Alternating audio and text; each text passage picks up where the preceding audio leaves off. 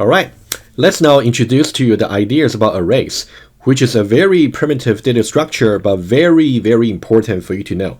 Once we know about arrays, how to initialize an array, and how we can create a new arrays, how we can get, how we can index into the array into different positions, you will be able to solve many, many interesting problems, which we'll do not just this week, but also we'll do next week as well. Alright, so let's now start with the basics. Let's go under week number 5. And then let's now start by introducing to you the syntax, and then I'll try to visualize arrays to you, and then and before we try to solve any concrete problems. Double click. Okay, let's go under console apps. So let's create a new console app application here. Let's see some output. Okay, right click, and then we'll say new class over here. Okay, just make it simple. Just say arrays. Okay, just arrays, and then make sure you choose the main method, and then we'll say finish.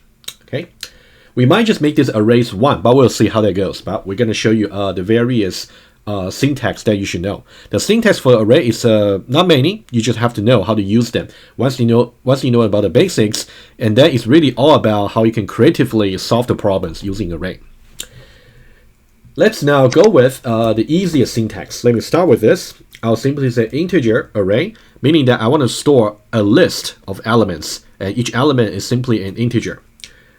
Square bracket over here, you can see opening square brackets and also closing square brackets. That's how you declare an array. I'll explain the decoration in just a moment, but let's just write it down.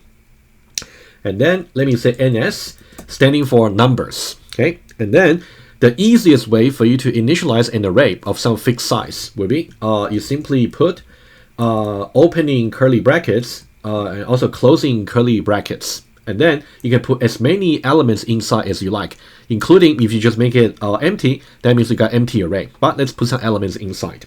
I can say 10 separated by comma, 20, and also 30. All right, and of course each one of them, you can think about each element over here, they should be of a type that's compatible with the type over here for the array. Okay, so whenever you declare this syntax over here, that's saying that is saying every element in the array, element number 1, element number 2, element number 3, and so on. Every element should be of the type that's compatible with integer over here. And this can be not just integer literal, it can also be an integer expression. For example, here I might just replace it by maybe 2 times I, where I is simply some other variable, right? We're going to see that later, but for now, just want to mention that. All right, as soon as we are done with this, we can now try to see how the array looks like. Okay, let's visualize that right away. I think let me just visualize using the debugger first of all to see how array looks like, and then I'll switch to iPad to explain a little bit more insight about array addressing. Okay, we'll get there. Go. Okay, I can simply say system out of print line, and then we can say first. How about this? Size of array NS. Okay, we're talking about how what's the size of the array, how many elements there are. So this will be the syntax you also have to know. Okay, whenever you got an array, you can definitely say NS dot length. NS dot length is going to tell you exactly how many elements you got. Okay, in this case it should be 3. Agree? 1, 2, and also 3. All right, and then we know the size of the array is simply just 3, and we can print out all the elements inside. So there are different ways you can print it out. Here we just got 3 elements, so let's just write maybe 3 print statements. You can also patternize it using a for loop. That will work as well. But we'll get to for loop in just a moment. Okay, so I can say sys out over here. I can say first elements in the array should be NS, the name of the array, and then square brackets again, and here you gotta put a number like an integer called the index. Okay, so here's the rule. Okay, I will explain the inside of the rule in a moment, but in order to refer to the first elements, you don't say 1, it will be index 0. Okay, so now here's the important thing. When you count the indices for an array, you have to start with 0. So 0, index 1, index 2. So a very interesting property here is if you got So what will be the maximum index given any array of ns.length? It would be ns.length minus 1. All right. So you always start the indices with 0, 0, 1, 2, 3, 4, all the way to the length of the array minus 1. Okay, that's something I'll show you as well to visualize it. Now I just want to mention as many properties that come to my mind to you. Okay, so the first element here, we'll say ns at position 0, index 0. So when I say position or index, I might use them interchangeably. Okay, but index will be a little bit more formal. Okay, and then we'll say index 1, so this will be second elements. Okay, and also what about the third one, right? So here you can see we got third. That'll be index 2. Okay, let me say that again. You can see ns.length over here will be 3 because we got 1, 2, and also 3 elements here. But for the indices, it will start with 0. So we'll go all the way to the length of the array minus 1. So 3 minus 1 will be 2. All right, let's now first of all see the output over here, and then I will use a debugger, and then I'll switch to iPad, right? That'll be the plan. Okay, I will simply launch the app. You can see that's exactly how you have done it. You can see the size of the array is simply 3, and they got first element, second element, 10, 20, and also 30, right? No surprise. Let's try to visualize this using the debugger. Okay, shall we? Let's now put a breakpoint, line number 6 over here, double click, okay? And then I'm going to right click on arrays.java, and then I would say over here, debug as Java application. All right. And then I'm going to switch to debug perspective over here. All right. So now I'm pausing at line number 6 right before I try to execute this line, right before. Okay. So this is just initializing the array. So there's no function or method for us to step into. So we don't do any step into. We can simply say step over. So what you can predict what's going to happen is after I say step over, I'm going to execute this line over here. So you can see under variables, the variable called ms over here, ns, it will be added under the variables list over here. All right, if I say over here step over, you can see ns over here. Okay, several things to show you. You can see if I simply click on ns, you can see this panel over here shows to you that's the array. So 10, 20, and 30. It's pretty much in the same notation, but just in Eclipse they use a square brackets to actually to surround the array contents, but doesn't matter. What's more interesting over here is not only that you can see there is a greater than sign over here, like a right pointed triangle over here. If you expand it over here, you will see index 0, index 1, and index 2. You can see index 0 is the first elements 10. Exactly over here, and also index 1 over here is 20, and index 2 is actually 30 over here. Okay, all right. If I say now step over, okay, size of the array. Oh, I can try this over here. So I can do expressions. Let me clear all the previous expression first of all. Okay, so several expression I can do. Okay, the name of the array, and then I can say dot length right away. So that'll be 3. So that length is really the number one important we call attributes, or the number one important keyword, or if you like, for you to really know about how to get the size of the array. That's really important. For you to solve any problems later related to array, you will need the length very often. Okay. And then we can also try different expression here. We can say in order for us to get a first element, we can say ns and then 0 inside. Okay, that'll be 10. And then I can put ns at position 1, it'll be 20, and also ns at position 2, that will give me 30. All right. You can see visualizing the array is not too bad. You just need to pay attention to the indices. It starts with 0 rather than 1. Okay. Now, if I try ns.length over here, minus 1, this will always give to you the maximum index of any array. Okay, you can see the maximum index in this case will be 2, right? You can see maximum index is 2 because the size is 3. Okay, all right. Pretty much about what I want to show using debugger. You can see as I say step over, you can see I got more output to the console, right? No surprise, right? You can see using debugger for array is incredibly easy. Okay. Let me just stop the debugger here and let me go back to Java perspective. All right, that's about how you can initialize an array, create an array, using this so-called initializer expression. Okay, initializer.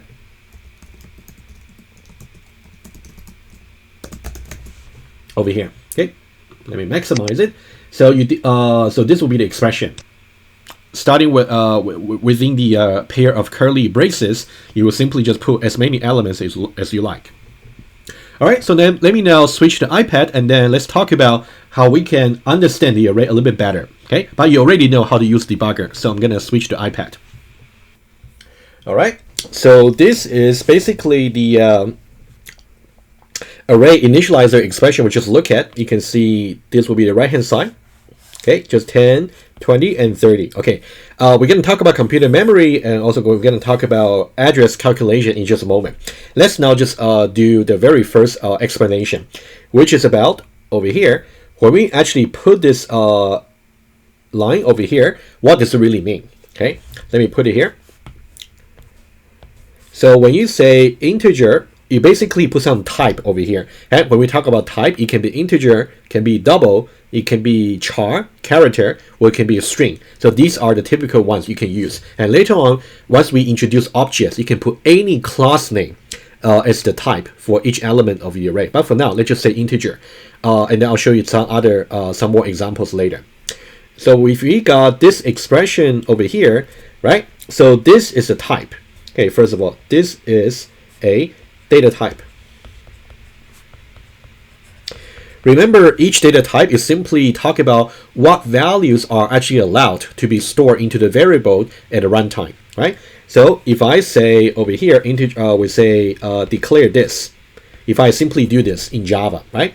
So what the consequence of this is to say, ns is an array of integers. Think about this part of the expression here. This is the array. Okay, this is the array. Just an empty pair of square brackets.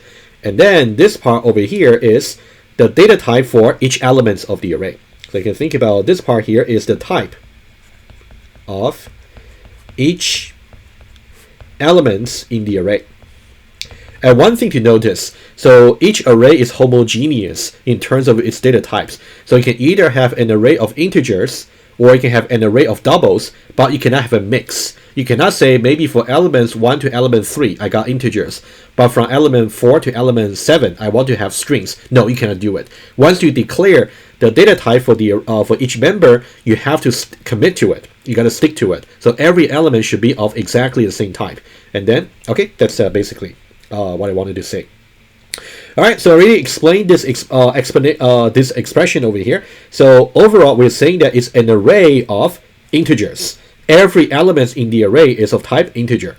And then ns over here, to be more precise, ns actually does not store the entire array. Instead, ns actually stores the starting address of the array. Let me write it down, and then I need to explain that. Okay, this will be the part that could be a little bit, maybe a little bit new to you. You have to know a little bit of computer hardware. So ns over here, you can think about this one. This stores. Okay, let me just write a little bit better here. Stores the starting address of the array. And over here, when I say starting address over here, you can interchangeably say it's the base address of the array. Base address. Okay, let's and then I'll speak about it just in just a moment. Okay. Think about what's happening is here. What's happening is since you specify exactly 3 elements of the array over here, you got 10. You got 20, and you got 30. And each element here should be of type integer. Indeed, they are. We simply just give you integer literal. Okay. Remember, we spoke about in the elementary programming lecture. So what's the size of each integer? 32 bits, right? So if you recall, you can refer back to your slides. It's 32 bits, or equivalent to 4 bytes. Okay, each byte is actually 8 bits, right? It's a little bit about computer hardware. So let me now try to explain this using a computer memory over here. All right. So think about each cell over here, each slot is like a 1 byte. Okay, each one of them, it will be 1 byte.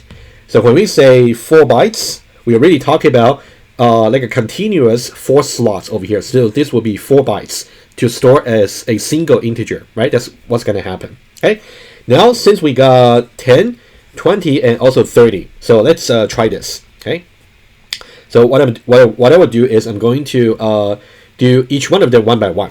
So we got 10 over here. So that means the very first one will be 1, 2, 3, 4. So this first block is going to store the value 10. All right. And then we got the second one, 20, is going to be 1, 2, 3, 4. This is going to be the second block over here. Okay. And then we got a third block, which will be 30 over here. Okay. We got 3 blocks over here. Okay. You can think about at the moment, we got actually the first block will just be storing 10 over here. Okay, let me make it a little bit thicker. You can think about at the moment it's storing 10 over here. And then the second one is actually storing 20. And then the third one is storing 30. Of course, you might change it if you wish later. All right. Let's now only focus on this over here. Let's say this is what we have got. We'll talk about how you can modify elements in the array in just a moment. And remember we said the NS over here, once we declare NS, stores the starting address of the array. So you can think about this is really the starting address over here. This will be the starting point for the array. So conceptually, well, let me just go a little bit more detail. There might be some starting address for this particular slot over here. So for example, I'll just make it up. So this might be 0x1101. For example, this will be the starting address. So NS over here, you think about it's like a box, right? NS simply just store the very starting address of the continuous blocks for the array. Okay. In this case, we got 3 blocks, of course. 1 block, second block, and also third block. Each block has 4 bytes. Okay. And then NS simply just stores 0x1101. So that's how you can. That's really what's happening here. However, it would be easier for you to think about NS conceptually is really pointing to this particular starting address over here. That's what I recommend you actually think of it. Okay, you can think about this is simply just pointing to the starting point of the array. All right. So now things will be very easy. Okay. In order for me to get the address for the first block, how can I get an address? Basically, the address will be we simply can get just NS itself because that one there is happen to store just the starting point of the array. So that one is easy. Okay, and then what about how can I get a second block? Second block will be whatever the address over here is, the starting address plus certain offset.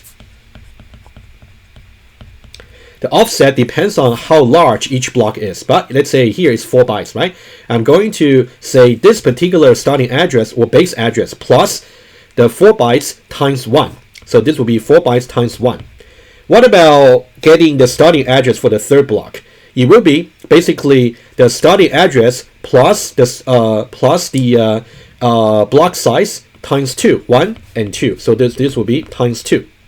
All right, that's kind of conceptually the idea. Okay, so that's why when I talk about address calculation over here, you need to think about base address and also offset units. So that's the rationale behind the notation.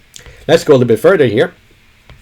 If I say NS 0 versus if I say NS 1 and also I say NS, oh actually let me change the color here.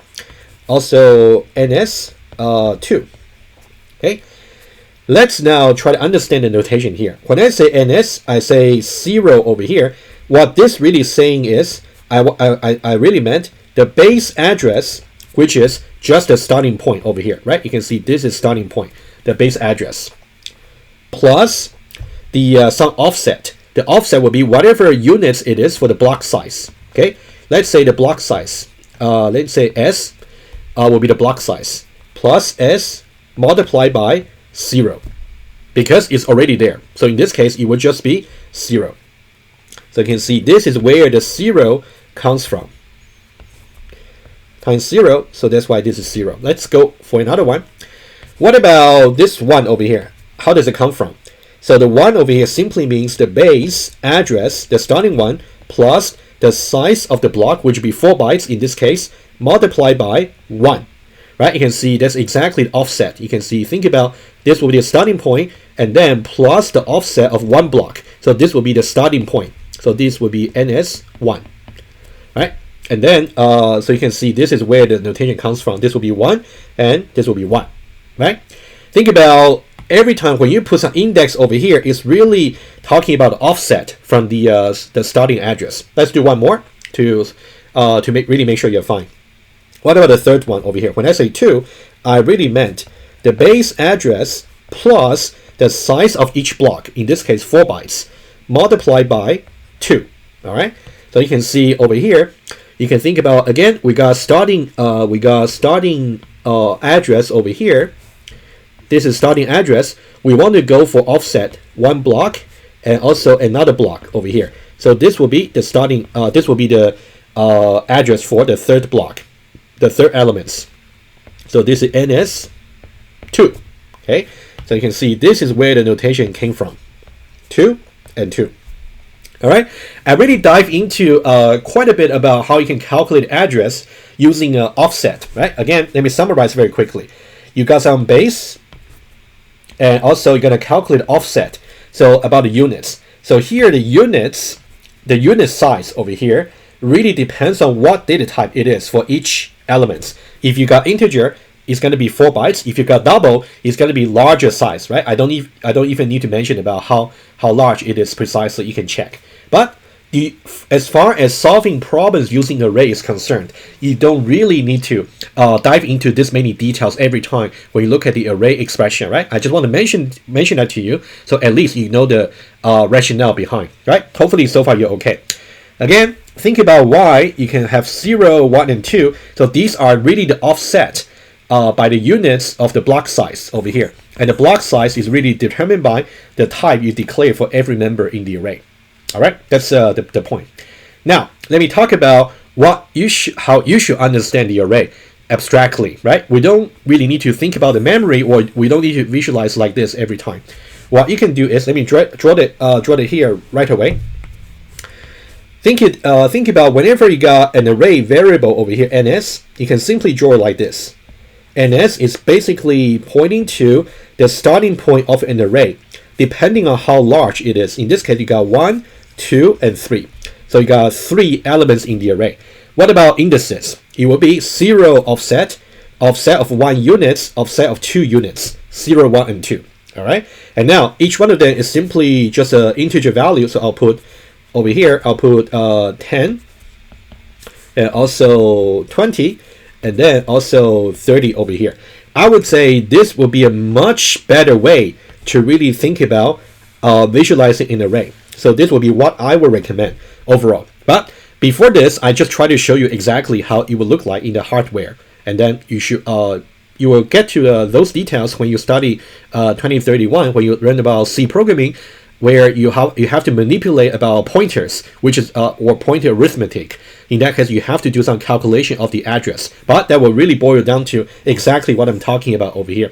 So I would say for your knowledge, you should really understand both the hardware level over here about calculating address offset, and also at it abstractly, this will be how you can think of it. All right. But from now on, I'm going to assume you know about how to really visualize the array, understand the underlying facts about the memory. So I'm going to use this one from now on for you.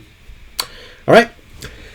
That's about the array, understanding the array. So let me just say one more thing over here. You also got stuff like here.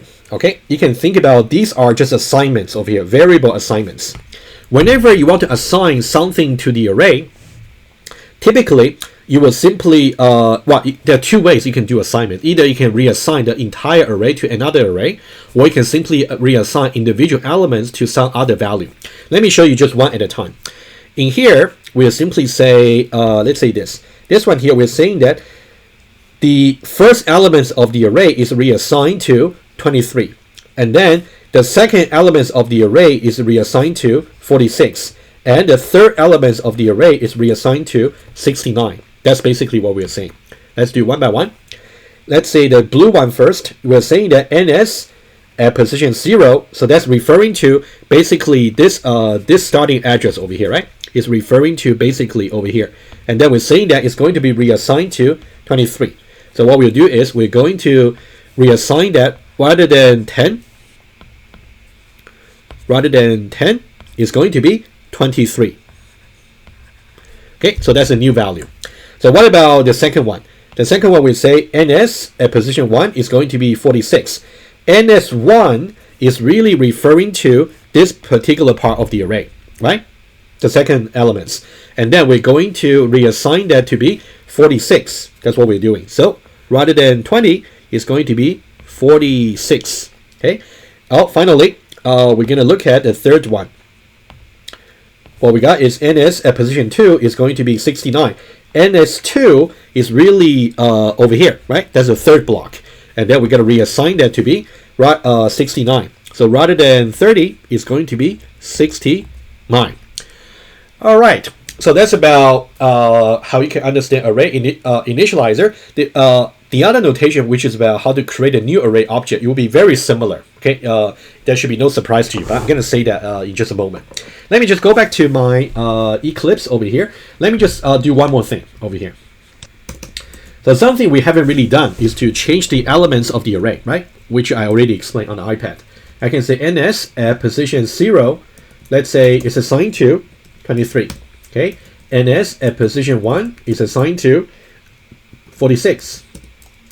NS at position 2 is assigned to 69. Okay, I'm simply just okay, let's just do one of them. Change the first elements of array to 23. All right, and now let me just copy and paste. Apparently after this, and then let me just also say sys out over here. After changing elements of the array, right? After that, and then the size wouldn't change, but we can double check. I'm just going to copy these 4 lines and then paste it over here. Okay, let's try that. So we can compare before and also after. Now, if I launch the application again, you can see before we got 10, 20, and 30. Afterwards, we got size remain to be 3. However, you can see all the elements have been changed into 23, 46, and 69, right? Let me launch the debugger just to show you one of them, okay? Let me remove the breakpoint over here. Let me put it right here, line 14. And then launch the debugger, and then switch to debug perspective. All right, you can see now we got 10, we got 20, we got 30, right? You can also see under variables, you can see if you expand the array expression, 10, 20, and 30. All right. So now what's going to happen if I, so now I'm right before executing, changing the very first elements in the array, right? Which means I want to change from 10 into 23. So now if I say step over, what should happen? So watch out what I'm highlighting over here, right? Is 10. If I say step over here, it will change to 23. Okay. And then if I say step over again, notice that this part here is going to be changed to 20. To 46. If I say step over again, you can see this part here is being changed to 46. Okay. All right. Let me stop here, and then hopefully you got an idea. So far we talked about quite a bit of syntax for the array. So we talk about how you can declare an array type over here. So here the type can be integer, can be double, can be boolean, can be character, can be string. Any of the types that you learned previously. Okay. And then you also learn about how you can initialize an array using the initializer expression. There's still another way to do it, which I will show you a little bit later. And then you learn about how to get indexing into the array. And then we spoke about how it works at the hardware level, about calculating the base address plus the offset of the address. So that's something you should know as well for your knowledge. And then we also spoke about this is how you can change individual elements in the array. Later on, you will find that very often you may have to use a loop to patternize such changes, but I'll give you an example by the end of this week. Finally, to really visualize the array, the best way to do it abstractly is by using this diagram over here. So the array variable is simply pointing to the beginning of the array, and also you got the array size, for example, 3 here. So that means you got indices 0, 1, and 2. And then correspondingly, you got the elements 10, 20, and 30. Of course, if you change it, it will be other values.